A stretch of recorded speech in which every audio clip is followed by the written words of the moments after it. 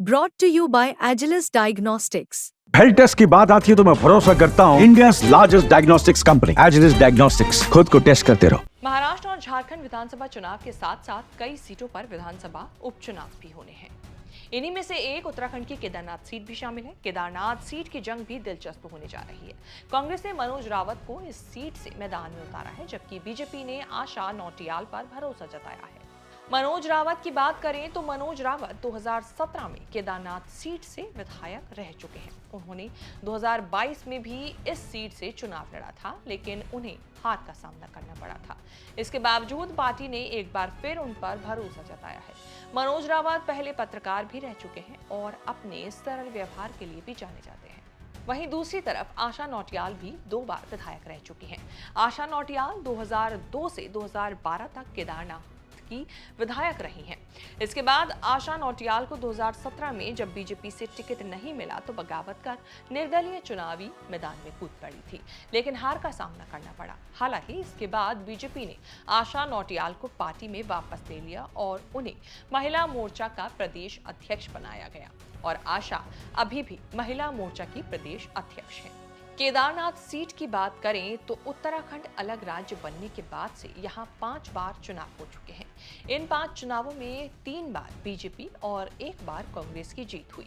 अब ये केदारनाथ की छठी जंग है। साल 2002 में बीजेपी की आशा नौटियाल ने कांग्रेस उम्मीदवार शैला रानी रावत को हराया था। 2007 में बीजेपी से दोबारा आशा नौटियाल चुनाव मैदान में उतरी और कांग्रेस के कुंवर सिंह नेगी को हराकर विधायक बनी। साल 2012 में कांग्रेस के टिकट पर चुनाव लड़ी शैला रानी रावत ने बीजेपी की आशा नौटियाल को मात दी। इसके बाद 2017 में कांग्रेस के टिकट पर मनोज रावत चुनाव जीते। इन्हीं मनोज रावत को कांग्रेस ने अब की बार चुनावी मैदान में उतारा है।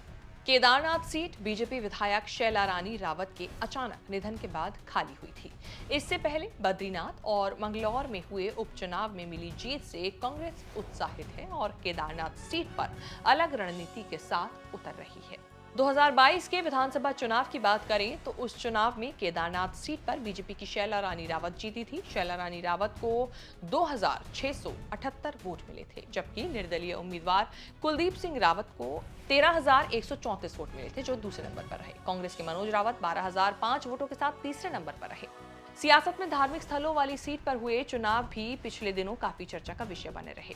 अयोध्या में जहां समाजवादी पार्टी के उम्मीदवार की जीत की चर्चा हो रही है, तो वहीं बद्रीनाथ सीट पर कांग्रेस उम्मीदवार की जीत का बिगुल बजा रहा और अब केदारनाथ की बारी है। यानी देखा जाए तो अब तक इन धार्मिक स्थलों में विपक्ष का पलड़ा भारी रहा है।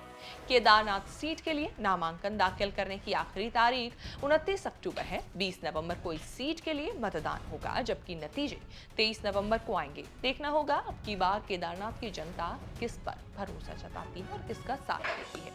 आपके हिसाब से इस बार केदारनाथ सीट से किसको जीत मिलेगी? क्या आपकी राय है? कमेंट करके बताएं। इस तरह की खबरें आगे भी देखने के लिए बने रहें न्यूज़ तक के साथ।